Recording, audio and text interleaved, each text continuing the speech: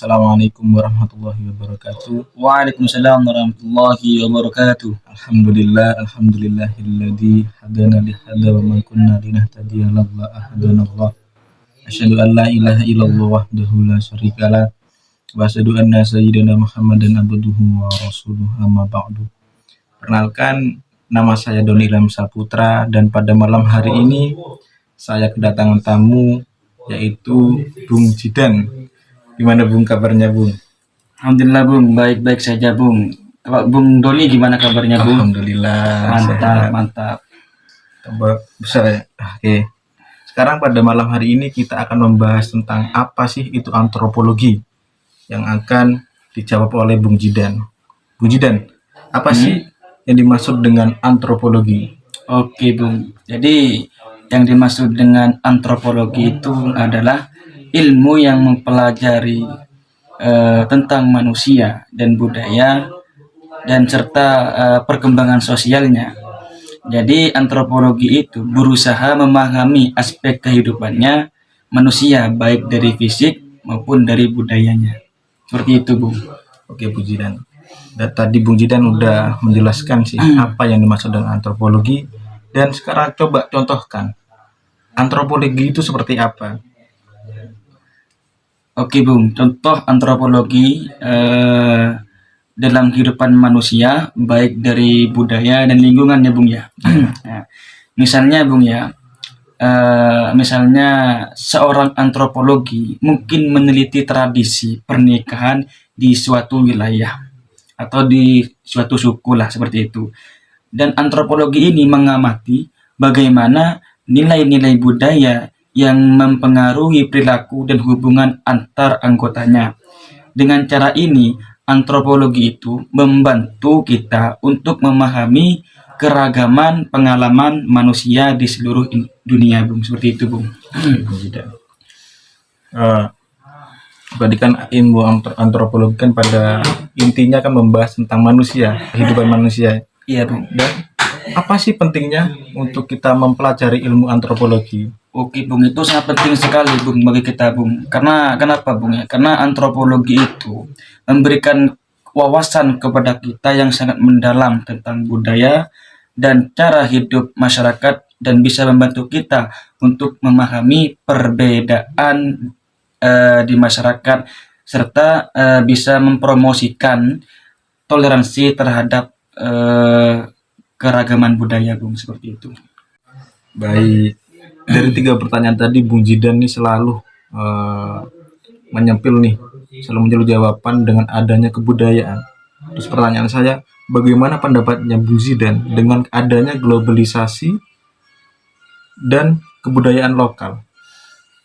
Baik Bung, dengan adanya budaya globalisasi, menurut saya itu Bung, globalisasi itu sering mengancam budaya lokal. Karena kenapa? Karena munculnya budaya pop global itu dapat mengikis tradisi dan praktik budaya lokal. Pada zaman sekarang banyak itu Bung, manusia atau anak-anak itu Bung, remaja-remaja itu sudah lupa dengan kebudayaan lokalnya Bung. Karena kenapa? Karena munculnya adanya budaya pop global itu Bung. Jadi pas remaja-remaja sekarang tuh lupa dengan adanya budaya-budaya lokalnya Bung, seperti itu. Jadi dengan adanya era globalisasi sangat mengancam dengan adanya kebudayaan lokal ya Bung. Iya Bung. Terus dengan adanya hal itu, bagaimana sih cara mengatasinya menurut Bung Jidan?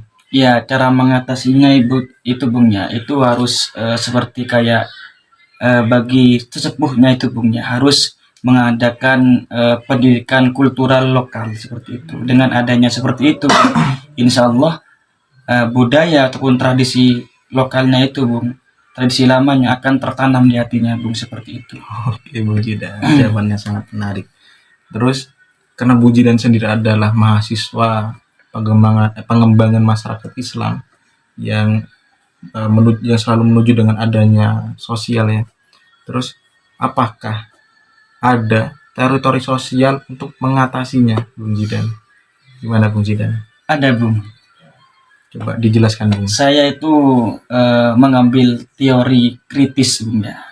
Karena kenapa, Bung? Teori kritis ini eh, bisa mendorong kita untuk menganalisis adanya kekuatan budaya lokal.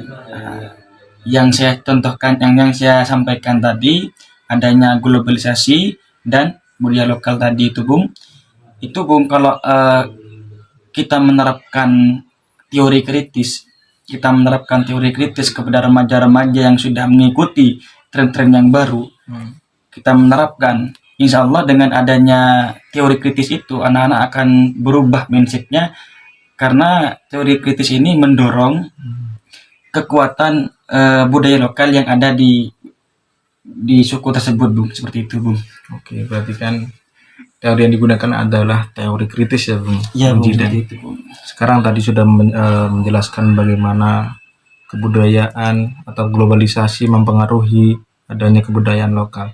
Sekarang yang saya tanyakan lagi, bagaimana sih, seperti apakah ruang lingkup antropologi itu, Bung?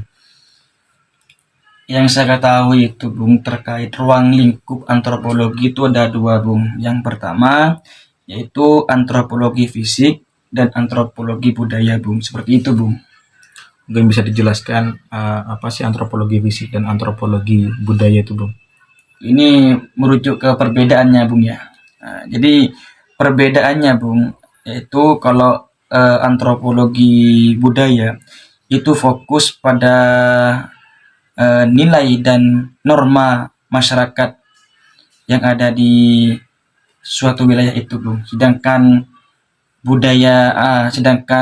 antropologi fisik itu fokusnya lebih kepada aspek biologis dan evolusi manusia, termasuk variasi fisik dan adaptasi manusia terhadap lingkungan, Bung. Seperti itu, Bung.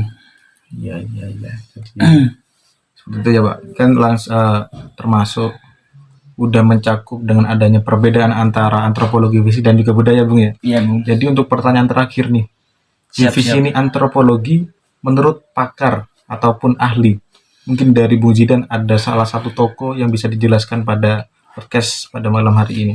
Iya, Bung, saya pernah membaca terkait tokoh ahli antropologi, yaitu saya tuh mengutip dari tokoh Louis Leakey, yang dimana menyatakan bahwasanya antropologi mempelajari manusia dalam konteks evolusi dan perilaku, berusaha untuk memahami semua aspek kehidupan manusia dari masa prasejarah dan masa modern, Bung. Seperti itu.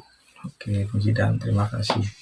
Mungkin hanya itu yang saya bisa tanyakan kepada Bung Zidan. Mungkin sudah sangat jelas bagi saya sendiri, karena ketika membahas antropologi itu memang sangat penting dalam kehidupan kita, karena untuk memahami adanya manusia dan juga kebudayaan lokal, seperti itu, Bang, ya. Baik, mungkin teman-teman dan Bapak dosen, mungkin hanya ini tugas yang bisa kita selesaikan. Apabila ada kesalahan kata maupun perbuatan, mohon dimaafkan. Ihdinas siratal mustaqim. Assalamualaikum warahmatullahi wabarakatuh.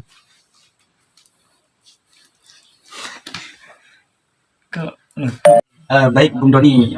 Sekarang gilirannya saya, Bung Doni, untuk bertanya kepada Bung Doni. Sekarang saya menjadi hostnya dan Bung Doni sekarang menjadi narasumbernya. Gimana, sepakat, Bung Doni? Sepakat. Oke, mantap, Bung Doni. Oke, Bung Doni, tadi kan membahas terkait definisi antropologi dengan ruang lingkup antropologi dan seterusnya, Bung Doni. Nah, sekarang Bung Doni, pembahasannya ini mengalir, Bung Doni, ya. Dari awal sampai akhir, ya, Bung Doni. Yang saya tanyakan, Bung Doni, yaitu tentang paradigma dalam antropologi itu seperti apa, Bung Doni? Boleh dijelaskan, Bung Doni? Kemudian, jadi paradigma dalam antropologi itu adalah paradigma dalam ilmu pengetahuan, termasuk antropologi adalah kerangka berpikir yang mendasari cara kita memandang dan menafsirkan dunia. Jadi paradigma ini seperti lensa yang kita gunakan untuk melihat realitas. Dan dalam antropologi, paradigma ini terus berkembang seiring dengan adanya perubahan zaman dan juga munculnya pemikiran-pemikiran baru. Jadi seperti itu, Bung Zidan. Oke, Bung Doni. Terus, Bung Doni, terkait metodologi dalam antropologi itu seperti apa, Bung Doni? Kan tadi kan paradigma dalam antropologi, Bung Doni. Sekarang itu metodologi dalam antropologi itu seperti apa? Ya, jadi ketika kita membahas metodologi dalam antropologi adalah cara atau metode yang digunakan untuk mengumpulkan data dan menganalisis data dalam penelitian antropologi. Metode yang paling umum digunakan dalam antropologi salah satunya yaitu etnografi. Bagaimana metode ini melibatkan pengamatan langsung dan juga partisipasi dalam kehidupan sehari-hari masyarakat yang diteliti. Jadi etnografer biasanya tinggal di tengah-tengah masyarakat yang diteliti untuk waktu yang cukup lama untuk mendapatkan data dan juga informasi yang memang secara lengkap seperti itu. Dan kedua, yaitu dengan wawancara. Jadi metode ini melibatkan percakapan yang mendalam dengan informan kunci untuk mendapatkan informasi tentang kepercayaan, nilai-nilai, dan juga praktik sosial. Dan selanjutnya itu ada analisis arsip. Jadi bagaimana metode ini melibatkan analisis dokumen-dokumen historis seperti surat, foto, dan juga laporan untuk memahami perubahan sosial dan juga perubahan budaya seperti itu. Dan selanjutnya itu ada analisis visual. Jadi bagaimana metode ini melibatkan analisis data visual seperti gambar, video, film untuk memahami makna simbol-simbol dan juga representasi budaya. Jadi seperti itu, Bung Zidan. Oke, Bung Doni, terima kasih Bung Doni. Berarti ada 3 atau metode yang paling umum yang digunakan tadi Bung ya. Ada 4 ya Bung ya di sini Bung ya. Iya. Terus selanjutnya Bung, hubungan antara paradigma dengan metodologi itu seperti apa Bung? Kita membahas paradigma dan juga metodologi ya, yaitu paradigma dan metodologi saling terkait, Bung Zidan. Jadi bagaimana paradigma yang kita anut akan mempengaruhi metode penelitian yang kita pilih. Misalnya jika kita menganut paradigma interpretatif, maka kita akan cenderung menggunakan metode etnografi dan juga wawancara yang mendalam untuk mendapatkan atau memahami makna yang terkandung dalam tindakan dan simbol-simbol budaya, Bung Zidan. Jadi seperti itu hubungan antara paradigma dan juga metodologi. Oke Bung Doni. Terkait pentingnya Bung Doni, kadang kan manusia Bung ya, atau orang lah, kadang masih bingung dengan apa sih pentingnya memahami paradigma dan metodologi kan seperti itu Bung. Jadi boleh disepil dah Bung terkait pentingnya memahami paradigma dan metodologi Bung. Ya,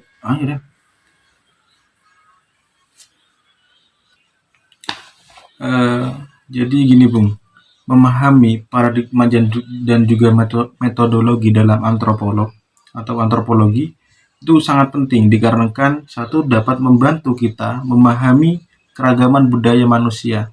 Yang kedua, memungkinkan kita melakukan penelitian yang lebih baik dan juga relevan.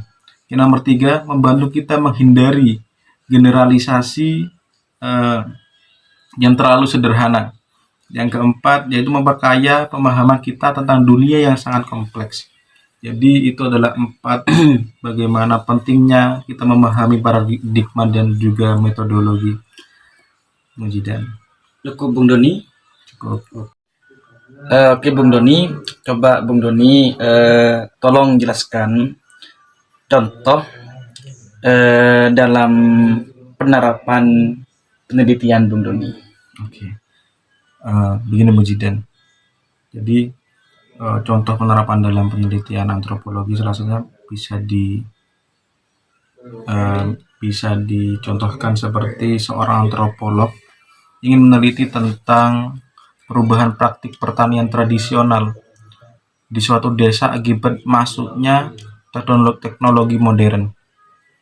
Ia dapat menggunakan paradigma interpretatif untuk memahami makna yang terkandung dalam perubahan tersebut bagi masyarakat desa.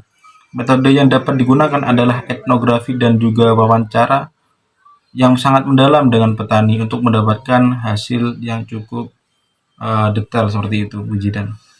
Oke Bung Doni. Tadi lupa Bung Doni tidak disinggung terkait beberapa paradigma utama dalam antropologi Bung Doni. Mungkin Bung Doni bisa dijelaskan Bung Doni. Bung Zidan. Jadi paradigma utama dalam antropologi itu antara lain adalah evolusi sosial. Jadi paradigma ini mendasari pemikiran bahwa semua masyarakat berkembang secara linier dari sederhana menuju kompleks. Masyarakat Barat sering dianggap sebagai puncaknya perkembangan. Seperti itu, Bung Zidan. Yang kedua yaitu diffusionisme, yaitu paradigma ini berfokus pada penyebaran ide, teknologi, dan budaya dari satu kelompok masyarakat ke kelompok yang lainnya. Yang kedua, partikularisme historis, yaitu paradigma ini menekankan pentingnya sejarah masing-masing budaya dan menolak generalisasi universal. Selanjutnya itu struktural fungsionalisme, Jadi paradigma ini melihat budaya sebagai sistem yang terdiri dari bagian-bagian yang saling terkait dan berfungsi untuk kebutuhan masyarakat. Selanjutnya, interpretatif. Itu paradigma ini menekankan pada pemahaman makna yang terkandung dalam dalam tindakan dan juga simbol-simbol budaya. Yang terakhir yaitu ada postmodern. Itu bagaimana paradigma ini mempertanyakan kebenaran, tunggal dan objektivitas dalam ilmu pengetahuan serta menekankan pentingnya pluralitas perspektif. Jadi itu Bujidan beberapa paradigma utama yang ada dalam antropologi yang bisa saya jelaskan. Oke, Bung. Oh, baik, Bung. Jadi bisa diambil kesimpulannya, Bung ya. Jadi paradigma dan metodologi dalam antropologi adalah dua konsep yang saling terkait dan penting untuk dipahami. Kan seperti itu, Bung ya. Betul sekali Bujidan. Oke, Bung. Cuman itu saja yang bisa saya tanyakan, Bung, terkait paradigma dalam antropologi, Bung.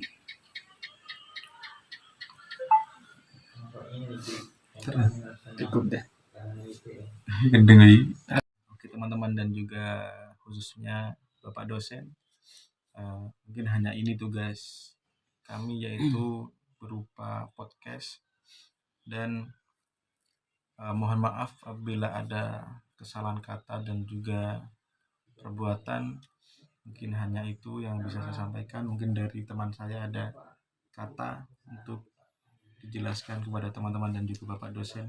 Baik, intinya teman-teman, kita itu jangan sampai melupakan budaya lokal kita yang sudah melekat pada wilayah kita atau di suku kita sendiri, teman-teman. Karena kalau kita sudah melupakan tradisi lokal kita, itu bagaikan kita lupa dengan kacang pada kulitnya. Ya, ya. Kata-kata hari ini Bos. Seperti itu teman-teman ya. Oke. Baik teman-teman, kita akhiri. Wassalamualaikum warahmatullahi wabarakatuh. Salam pemberdayaan.